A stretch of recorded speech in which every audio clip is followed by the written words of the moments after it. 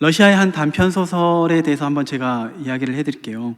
가난하게 살고 있던 한 노인이 있습니다. 그 노인이 정말 열심히 살아가는데 누군가가 그 노인에게 이런 질문을 던집니다. 당신의 평생 소원은 무엇입니까? 그 노인은 그 그 질문에 답변을 하는데, 나의 목표는 너무나도 뚜렷합니다. 고급스러운 외투를 갖는 것입니다. 브랜드는 어디 건지는 모르겠어요. 그 목표가 있기 때문에 삶에서 최선을 다해서 즐거운 마음으로 열심히 일을 하면서 돈을 버는 거죠. 그리고 마침내 꿈을 이루게 되었습니다. 돈을 모아가지고 드디어 바라던 외투를 사게 되었습니다. 그 외투를 샀을 때 얼마나 기쁜 마음이었을까요? 얼마나 행복했을까요? 세상을 다 가진 듯한 그런 느낌이었을 것입니다. 외투 때문이 아니라 목표를 이루었기 때문에 아마 그럴 것이라는 거죠. 그런데 안타깝게도 그 외투를 사가지고 집에 돌아오는 길에 강도를 만나서 외투를 빼앗겨 버립니다. 너무나도 안타깝고 슬픈 이야기죠.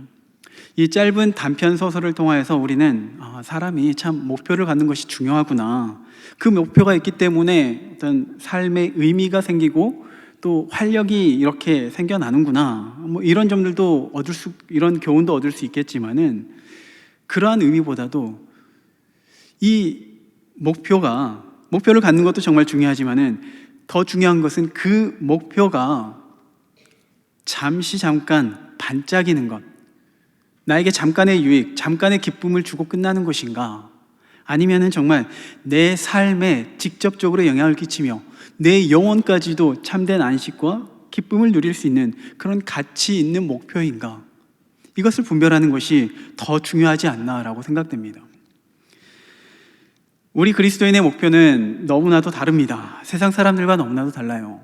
어쩌면 우리 중에도 많은 사람들이 그 외투를 갖기 위해서 열심히 살아가는 분들도 계시겠지만은, 우리 그리스도인의 궁극적인 목표는 변하지도 않고 누구도 빼앗을 수 없는, 그리고 영원히 사라지지 않는, 우리 인생을 가장 복되게 하는 그 목표입니다.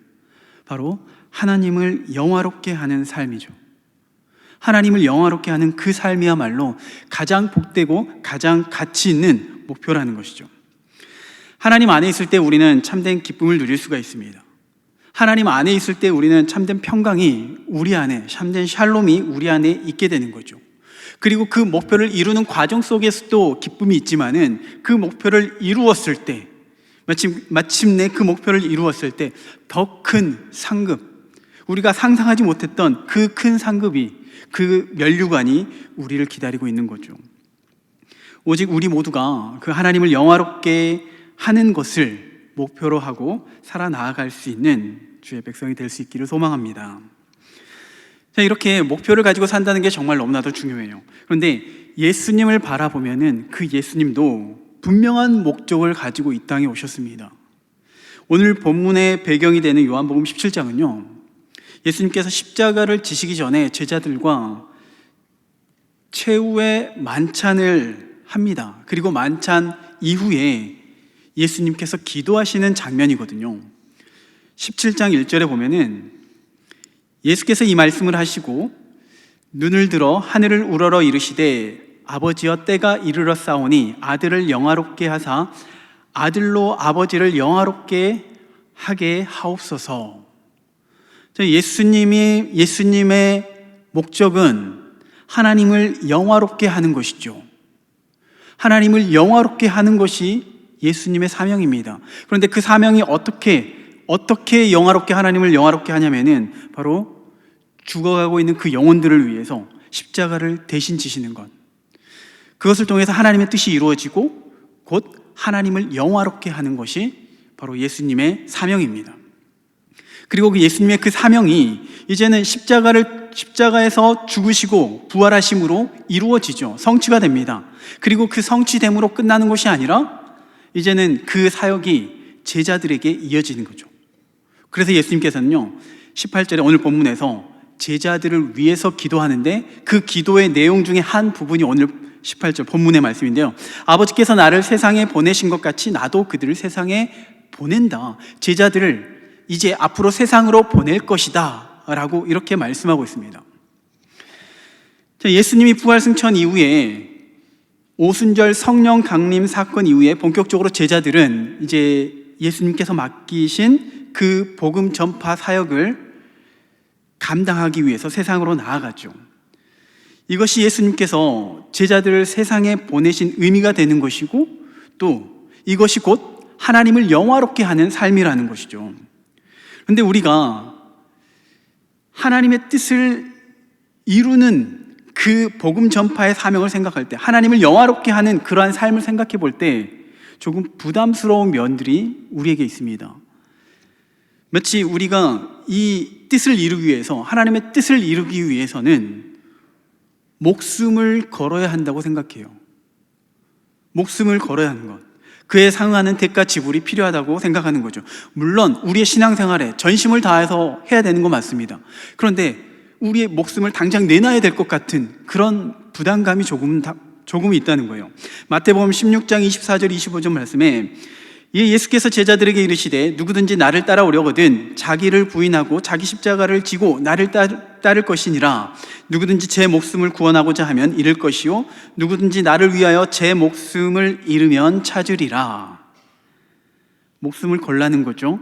요한복음 15장입니다. 요한복음 15장 12절 13절에 내 계명 곧 내가 너희를 사랑한 것 같이 너희도 서로 사랑하라 하는 이것이니라. 사람이 친구를 위하여 자기 목숨을 버리면 이보다 더 큰 사랑은 없나니. 부담스러운 말이죠. 죽으라는 말 아닌가요, 우리 보고? 실제로 바울의 고백입니다. 사도행전 26장 13절에 바울이 대답하되 여러분이 어찌하여 울어 내 마음을 상하게 하느냐. 나는 주 예수의 이름을 위하여 결박당할 뿐 아니라 예루살렘에서 죽을 것도 각오하였노라.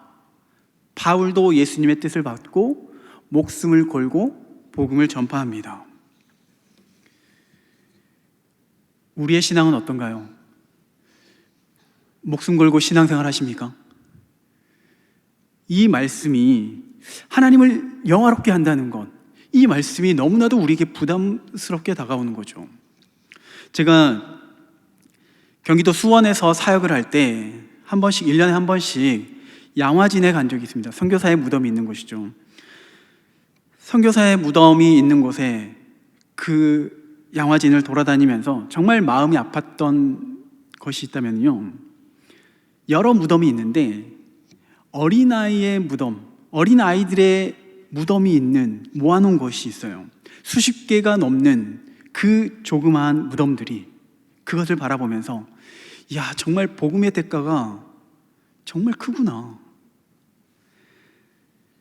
그 아이들은 부모가 선교사님이기 때문에 하나님의 말씀에 순종했던 부모님 때문에 이 땅에서 죽임을 당한 거죠. 마치 예수 믿으면은, 또 예수 믿고 복음을 전파해야 되면은 이러한 순교, 희생을 각오해야 되는 것 같습니다. 그러다 보니까 너무나도 부담스러워요. 그래서 우리는 타협을 하기 시작합니다. 마치 세상에 나아가서 그리스도인이 아닌 척 살아가요. 누구도 내가 그리스도인인 줄 모르고 알리기를 거부하는 그런 사람들이 분명히 존재합니다. 또 그런가 하면은 그래도 나름 그리스도인이기 때문에 자신의 신분을 노출하고 나는 교회를 다닙니다 라고 말을 하지만은 적당히 요령껏 타협하게 되는 경우가 있어요. 제가 청년 때 제자 훈련을 받은 경험이 있거든요. 그때 제자 훈련의 과제 중에 정말 부담스러웠던 것이 있다면은 바로 전도하는 겁니다. 사람들이 많은 곳에 가서, 그때 팀을 이뤄서 한 4명 정도 팀을 이뤄서 많은 곳에 가서 전도지를 전하는데, 막상 전도지를 들고 나가는데 처음에는 그래 한번 해보자, 복음 전해보자, 까짓건 이 전도지 전하기만 하면 되는 건데, 그런데 점점 두려운 마음이 생기는 거예요. 두려운 마음이 생기다 보니까 몸에서 어떤 반응이 일어나냐면요, 전도지를 들고는 있는데 멀리서 걸어오는 그 사람을 보면서 그 사람을 짧은 순간에 전신을 스캔합니다. 머리부터 발끝까지 스캔해요. 그리고 그 인상착의를 보면서 왠지 저 사람은 전도지를 받아줄 것 같은데, 그 짧은 순간에 이것을 판단하고 전도지를 전해요.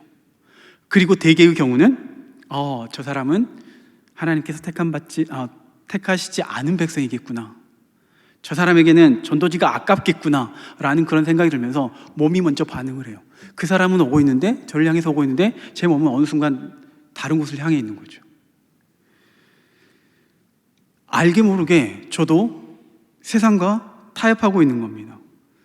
마치 복음을 전하기 위해서 나오긴 했지만은 그리스도인이라고 당당하게 고백하고 있는 것 같지만 실상은 타협하고 있는 모습인 거죠.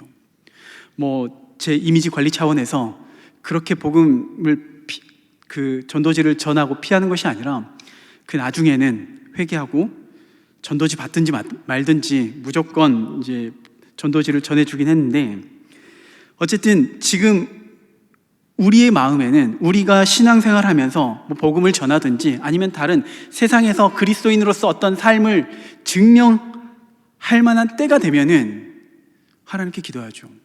하나님, 아직은 아닌 것 같습니다. 하나님, 보낼 만한 사람을 보내주세요. 왜냐하면 우리에게 두려운 마음이 있기 때문에 그렇습니다. 사실 우리가 복음을 전할 때 우리가 만나는 사람들을 한번 생각해 보면요, 대부분 우리보다는 강한 사람이에요.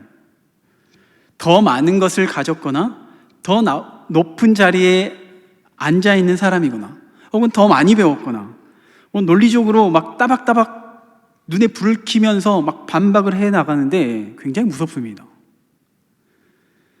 또 좀 말빨 좀 키워가지고 그래도 복음을 예수님을 믿어야 됩니다 라고 이제 논리적으로 조금 이야기를 해보려고 하면은 논리가 필요 없죠. 무조건 비난하고 책망하고 그리고 너나 믿으세요 하고 그냥 욕하고 떠난 사람들이 많이 있어요. 사회적인 위치나 혹은 경제적인 면 그런 것뿐만이 아니라 예수님을 믿지 않는 그 많은 사람들 중에 정말 고집이 세고 완악한 사람들이 너무나도 많이 있습니다. 상대하고 싶지 않은 사람들이 너무나도 많이 있어요. 당연히 복음을 전파하는데, 전도지를 전하는데 성공하는 사례보다 실패의 사례들이 너무나도 많은 것이에요. 그러면은 복음을 전하는 것이 하나님을 영화롭게 하는 것이라면은 그 복음이 전파될 수 있도록 뭔가 우리에게 강력한 힘이나 능력을 주셔야만 할 것 같습니다. 그래야지 나에게는 당신보다 더 많은 것을, 나는 당신이 가지지 못한 그 무엇이 있기 때문에 자, 나처럼 한번 예수님 믿어보세요 라고 이렇게 당당하게 말할 수 있을 것 같은데, 오히려 우리가 복음을 전하면서 상대적으로 더 연약해 보인다는 거죠. 더 부족해 보이는 것이 너무나도 많이 있다는 겁니다.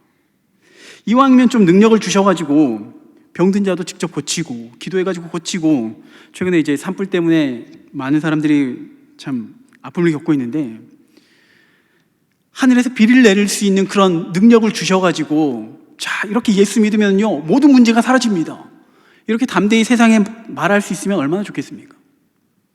이것을 통해서 하나님을 영화롭게 할 수 있다면 얼마나 좋겠습니까? 그런데 하나님께서는요 우리에게 그런 능력을 안 주세요. 그런 기적을 우리에게 나타내 보이시지 않으세요. 물론 복음을 전할 때 하나님의 능력이 나타납니다. 하나님의 역사가 나타나기도 합니다. 성경에서도 보면요 복음을 전할 때 병든 자가 고침을 받고 죽은 자가 살아나기도 하죠. 예수님께서 그 일을 행하시기도 했지만은 제자들을 통해서도 그 일이 일어나기도 했습니다. 그런데 그러한 기적과 능력들이 우리가 생각하는 것처럼 나타나지 않는다는 거죠. 한번 출애굽 때를 한번 생각해 보겠습니다. 출애굽, 당시 애굽은 강대국입니다. 그 강대국의 안에서, 강대국 속에서 이스라엘 백성들은 고통을 당하고 있죠. 하나님께 부르짖으면서 이 고통 가운데서 건져주기를 바라고 있습니다. 하나님은 그 음성을 듣고 모세를 보내시죠. 그리고 애굽의 10가지의 재앙을 내리십니다. 그리고 출애굽을 시키시죠. 정말 놀라운 기적을 하나님께서 보여주셨습니다. 그런데 만약 하나님께서 하나님의 기적과 능력으로 하나님의 나라를 확장시키고자 하셨다면요, 10가지의 재앙 내리신 이후에 바로를 폐위시키고 모세를 왕으로 세우시는 게 훨씬 빨랐을 겁니다. 그리고 그 애굽 백성들, 이스라엘 백성들뿐만이 아니라 애굽 사람들에게도 안 믿으면 알지, 우리 하나님이 이런 사람이야, 이런 분이야, 그리고 가볍게 협박하기만 하면은 애굽 사람들이 다 믿을 거예요. 가나안 땅에서도 그렇습니다. 여호수아 그 백성들이 그 여리고 성을 돌잖아요. 7일 동안 돌고 나서 그 여리고 성이 무너지는데 하나님께서 굳이 그러실 필요가 있었을까요? 굳이 7일 동안 뺑뺑이 시키실 필요가 있었을까요? 그냥 말씀만으로, 아니면은 조금 귀찮다 싶으면 천사 하나 보내가지고 그냥 전쟁 끝내버리실 수도 있잖아요. 굳이 이스라엘 백성들을 7바퀴가 아니죠, 13바퀴를 돌게 하세요. 또 가나안 땅을 정복하는데 그 땅을 정복하면서도 이스라엘 백성들을 남쪽으로 북쪽으로 보내서 친히 전쟁을 하게 하십니다. 하나님이 능력이 없어서 그러신가요? 하나님은 능력이 있으세요. 하나님 그런 기적과 능력을 충분히 행하실 수 있어요. 말씀으로 천지를 창조하신 분이신데요, 왜 이스라엘 백성들을 이렇게 고생시키는 것일까요? 신약에서도 예수님이 수많은 기적들을 행하셨습니다. 많은 사람들이 예수님을 따르게 되죠. 그때 예수님께서 한마디만 하셨다면, 봤지? 나를 따르면 이렇게 너희가 다 잘 먹고 잘 살 거야. 그러면은 그 많은 사람들이 예수님을 따르지 않았을까요? 오히려 예수님을 왕으로 좀 세워보려고 하니까 예수님은 거부를 하시죠. 마찬가지로 하나님께서 우리를 세상으로 보내실 때 세상 사람들이 부러워할 만한 그런 어떤 능력이나 지혜나 권세를 주시지 않고 그냥 연약한 모습 그대로 우리를 세상으로 보내신다는 겁니다. 왜 우리를 이렇게 연약한 채로 세상에 보내시는 것일까요? 하나님께서 우리를 세상에 보내신 목적이 무엇일까?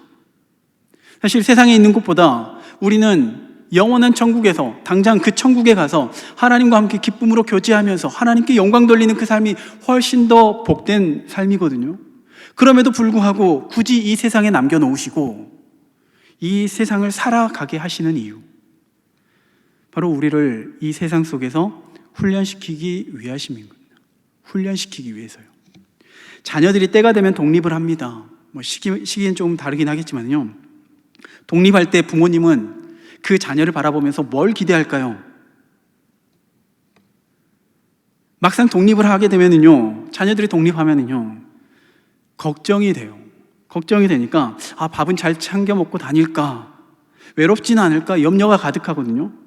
그런데도 불구하고 독립시키는 이유가 뭘까요? 형편이 어려워서 독립시키나요?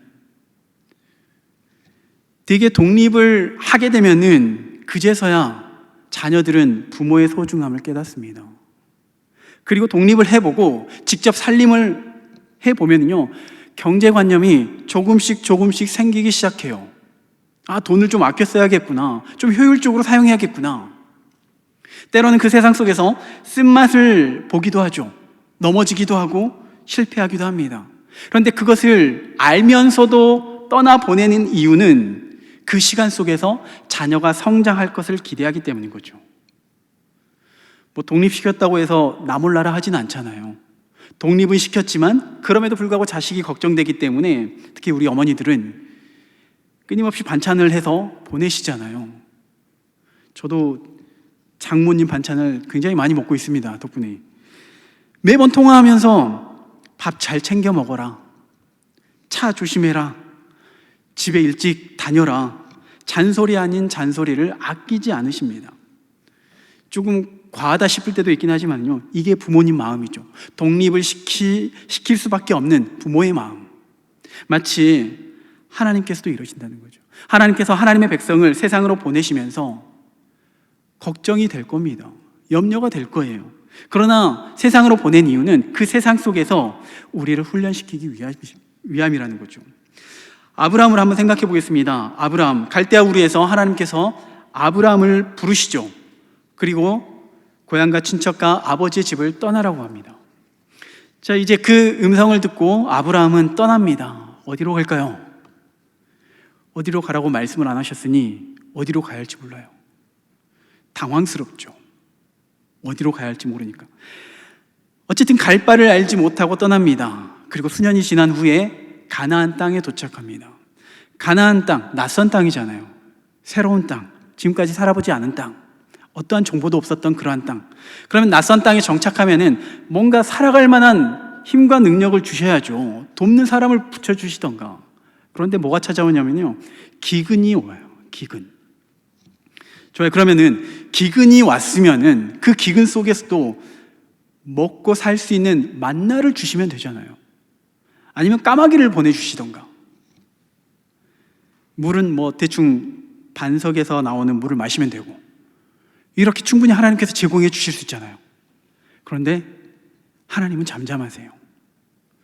아브라함은 어쩔 수 없이 애굽으로 갈 수밖에 없는 그런 선택을 합니다. 목숨을 보장할 수 없는 그런 위험한 환경임에도 불구하고 애굽으로 가요. 겨우 애굽에 도착을 합니다.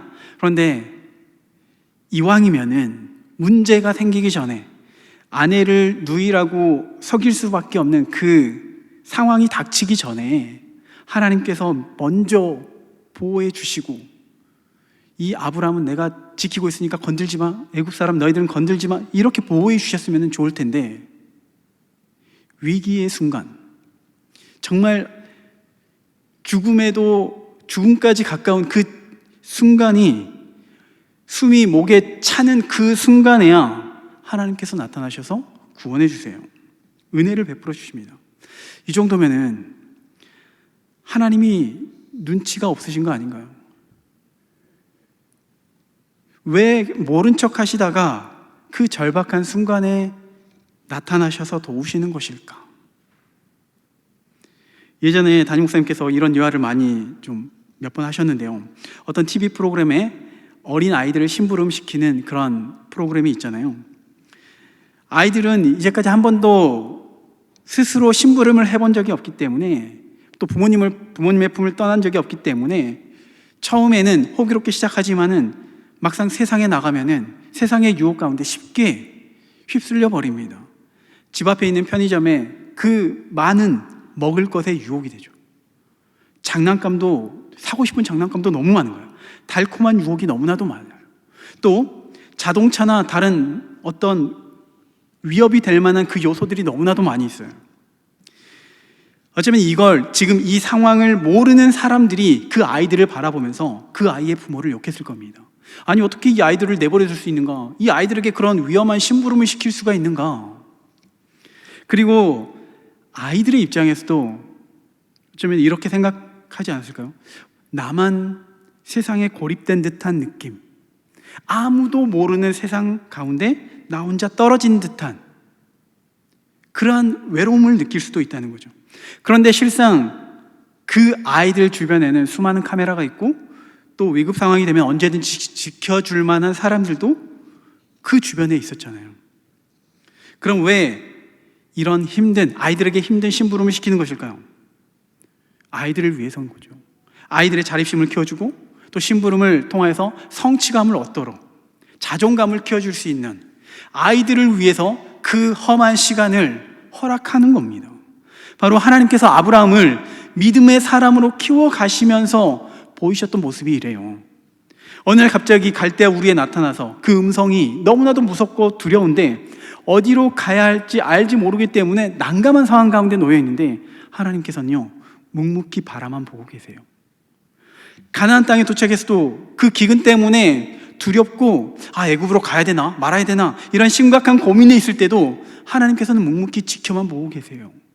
그런데 정말 위험한 순간, 벼랑 끝에 내몰리는 순간 하나님께서 역사하신다는 거죠. 이 이후에도 아들을 주시겠다고 약속하셔요. 그런데 아들을 주시겠다고 약속해 놓으시고선 한참 동안은 아무런 변화도 일어나지 않아요. 그러다가 이스마엘을 낳죠. 이제 이스마엘이나 잘 키워봐야지, 이렇게 마음이 굳어질 때 굳어가고 있을 때 하나님께서는 다시 나타나셔서 이스마엘 아니야, 본처인 사라를 통해서 아들을 낳을 거야. 다시 한번 이렇게 믿음으로 세워주십니다. 위기의 순간, 자칫 다른 길로, 잘못된 길로 빠지는 그 순간 나타나셔서 하나님께서는 바른 길로 인도해 주시고 하나님께서 역사하신다는 거죠. 하나님은 우리의 모든 삶에 개입하시면서 왼쪽으로 가라, 오른쪽으로 가라 이렇게 말씀하시지 않으세요. 우리가 우리의 삶에서 스스로 하나님을 택하길 기대하시고 기다리고 계신다는 거죠. 그리고 그 과정에서 실패가 있고 넘어지기도 하고 또 온갖 유혹에 휩쓸리기도 하지만은 그 과정들을 통해서 우리는 하나님을 경험하게 되고 그리고 우리의 믿음이 더욱더 조금씩 더 자라게 되는 겁니다. 그리고 그 과정 속에서 하나님은 우리를 바라보시면서 자신이 아픔에도 불구하고 그 백성이 고통 중에 있는 그 상황 속에서 자신이 아파하면서도 마치 모른 척 참고 견디고 인내하신다는 겁니다. 오늘 본문으로 다시 돌아가 보면요, 하나님께서 예수님을 이 세상에 보내셨습니다. 예수님을 보내심의 궁극적인 목적은 십자가의 죽으심이죠. 그러면 이렇게 생각해 볼 수 있어요. 예수님께서 죄를 대신 짊어지시고 십자가에서 죽으실 것이라면은, 그게 목적이라면은, 그것을 통해서 하나님을 영화롭게 할 수 있다면은 굳이 어린아이로 태어나실 필요가 있었을까요? 어린아이로 태어나실 필요가. 복음서에도 보면 예수님에 대한 기록을 보면요, 그나마 누가복음에서 예수님의 어린 시절을 잠깐 기록하고 내용이 거의 없어요. 애초에 공생의 기간, 그 공식적인 그 사역 기간, 그 기간에 맞춰서 인간으로 오셔도 되지 않을까요? 아담도 따지고 보면은 어린아이에서부터 시작한 것이 아니라 성인부터 시작한 거잖아요.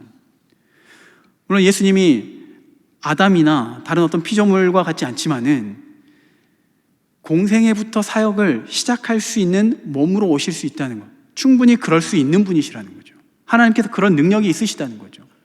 그럼 예수님의 성육신 사건, 이 땅에 아기의 몸으로 오시고 공생애 사역 시작하기 전까지의 그 약 30년의 시간은 무의미한 시간이었을까? 의미 없는 시간이었을까요?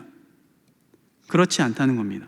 누가복음 2장 52절 말씀 보면요, 예수는 지혜와 키가 자라가며 하나님과 사람에게 더욱 사랑스러워 가시더라. 키가 자라는 것처럼 지혜가 자라납니다.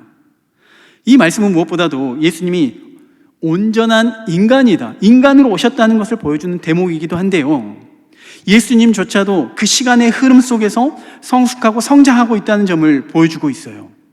그리고 때가 되니까 공생의 사역을 시작하고 마침내 십자가에 오르게 되는 거죠. 제자들도 그렇습니다. 예수님께서 제자를 택하시고 곧장 제자를 택하실 때 내가 너희를 사람 낚는 어부가 되게 할 거야, 이렇게 약속하시잖아요. 그러면 이렇게 택하시고 난 다음에 곧장 사람을 낚게 하시는 것이 아니죠. 제자들을 데리고 다니면서 계속해서 훈련시키십니다. 마태복음 28장에 가서 복음을 제자를 삼아라, 이렇게 말씀을 하시죠. 그런데 이 말씀을 하시고 이 명령이 떨어지자마자 제자들을 땅끝으로 보내지 않으셨다는 겁니다.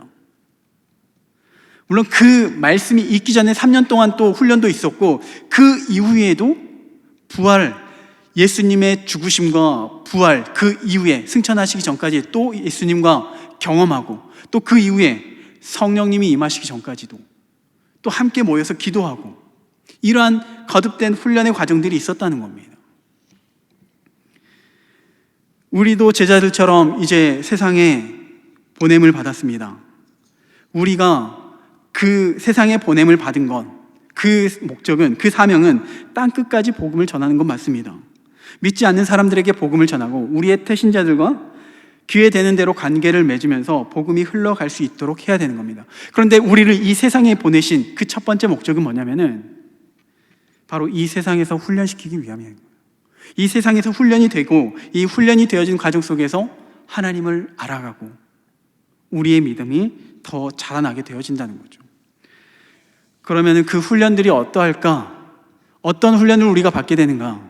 이 세상에서 어떤 훈련을 받게 되는가? 어떤 분들은 이 삶 속에서 예수 믿기 때문에 고난을 받는 경우가 많이 있습니다. 중학교 때 친구가 있는데 이 친구가 처음 교회로 왔어요. 교회 안에서 나름 열심히 신앙생활을 하기 시작했습니다. 처음 예수님을 믿는데 교회 안에서 굉장히 열심히 신앙했어요. 그런데 이 사실을, 교회를 다닌 사실을 이 친구의 아버지가 알게 되었습니다. 그리고 어느 날 불러놓고 심하게 친구를 폭행을 했습니다. 교회 다닌다는 이유 하나 때문에 이렇게 폭행을 당하는 거예요.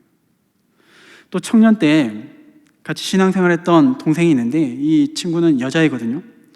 근데 이 친구는 어려서부터 거의 모태신앙처럼 교회에서 자라고 교회에서 생활을 했어요. 근데 아버지가 신앙생활을 하지 않았어요. 근데 고3이 되었습니다. 고3이 되는데도 이 친구는 교회를 나오니까 아버지가 너 고3 때는 교회에 나가지 마. 학원에 가. 이것을 거부했죠. 그리고 또 그 교회를 다녀야겠다는 그 말에 화가 나서 또 이 친구를 때리기 시작했습니다. 이러한 극단적인 상황까지는 아니라 할지라도 누군가는 교회를 출석하기 때문에 가족의 눈치를 보는 사람들도 있을 겁니다. 믿지 않는 그 가족들의 모임에서 교회 다닌다는 이유로 비난을 받을 수도 있어요. 직장에서도 분명 힘든 일이 있을 겁니다. 예수를 믿기 때문에 그 사실을 알고 오히려 희생을 강요하는 경우도 있어요. 회식을 강조하는 문화라면은 그 분위기에서 그리스도인으로 바로 서기가 쉽지 않을 때도 많이 있을 겁니다. 너만 교회 다니냐? 왜 너만 고상한 척, 거룩한 척 하냐? 제가 청년 때 들었던 말이 이 말이에요. 교회 다니는 집사님으로부터. 우리는요, 참 교회 안에서만 신앙생활하고 교인들과만 어울리고 그러면 얼마나 신앙생활이 편할까요? 얼마나 기쁨이 넘쳐날까요? 근데 하나님께서 우리에게 너희는 교회에만 있어라 라고 말씀하시지 않으시고요, 세상으로 가라고 말씀하세요. 그런데 그 세상에 누가 있냐면은 우리를 괴롭히는 힘센 사람, 우리를 모욕하는 그 어떤 누군가가 끊임없이 우리를 괴롭혀요.